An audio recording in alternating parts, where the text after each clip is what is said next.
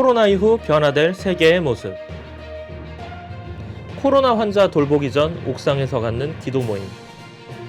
190명에게 $1,000씩 기부. 지금 시작합니다.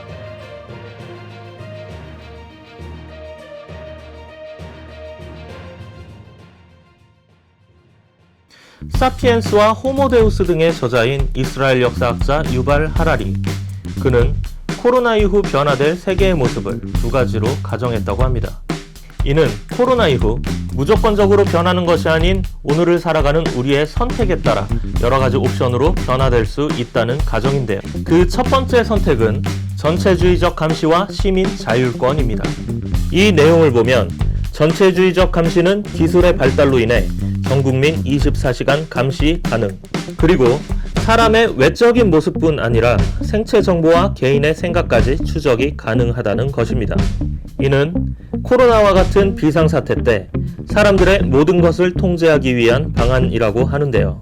이러한 체제를 선택할 가능성이 있는 나라는 중국, 이스라엘, 북한 등이 뽑혔다고 합니다. 즉, 이와 같은 체제는 개인 프라이버시와 건강 중 한 가지를 골라야 한다는 큰 문제를 가지고 있어 논란의 요소가 되고 있다고 합니다.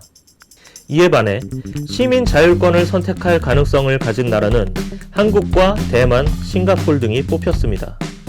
시민 자율권을 따를 가능성이 있는 국가들은 먼저 코로나와 같은 위기 상황이 닥쳤을 때 시민들의 프라이버시를 보호하며 광범위한 검사를 진행하고 시민의 자율적 협조를 권장한다는 것입니다. 쉽게 말해 중국과 이스라엘, 북한 등과 같이 전체주의적 감시 체제를 선택할 가능성이 있는 나라는 귀가 후 손을 씻는 것조차 국가의 감시를 받을 수 있다는 가정인데요. 이에 반해 시민 자율권을 선택할 나라들은 위와 같은 제재를 받지 않아 폴리스는 필요 없다라는 의식을 가진다고 합니다.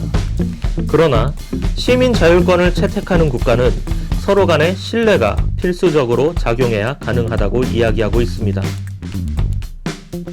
두 번째 선택으로는 국수주의적 고립과 국제적 결속이 있는데요.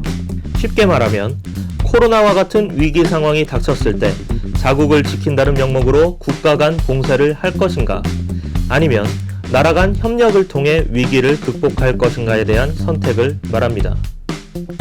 만약 첫 번째 체제를 선택하게 되면 코로나와 같은 위험이 닥쳤을 때 그 위험은 장기화되고 더 큰 위기를 가져올 수 있다는 문제점이 있는 반면, 국제적 결속을 추구하게 되면 보다 더 쉽게 위기를 극복할 수 있다는 장점을 가지고 있다고 합니다.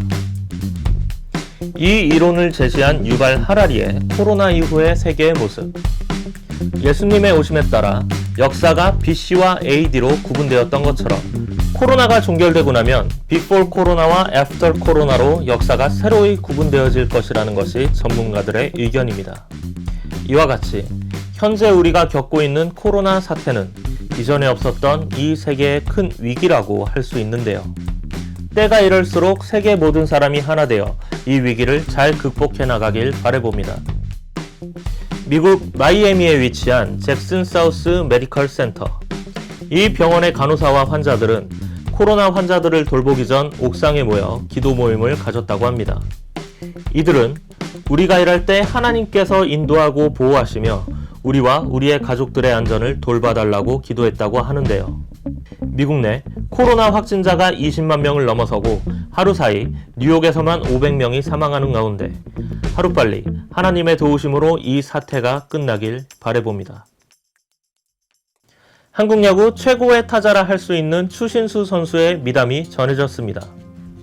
미국 마이너리그에서 뛰고 있는 엘리 화이트 선수는 추 선수가 코로나 이후 수입이 끊어진 190명의 마이너리그 선수들에게 각각 $1,000씩 기부했다고 전했습니다. 이어 추 선수는 매주 자신에게 지급되는 $1,100의 밀머니를 야구가 중단되는 동안 계속해서 지급하겠다는 약속을 했다고 하는데요. 추 선수를 롤 모델로 삼고 있는 엘리 화이트 선수는 추 선수에게 깊은 감사의 뜻을 전했다고 합니다. 이상 이태근TV의 외신 뉴스 박성빈이었습니다. 감사합니다.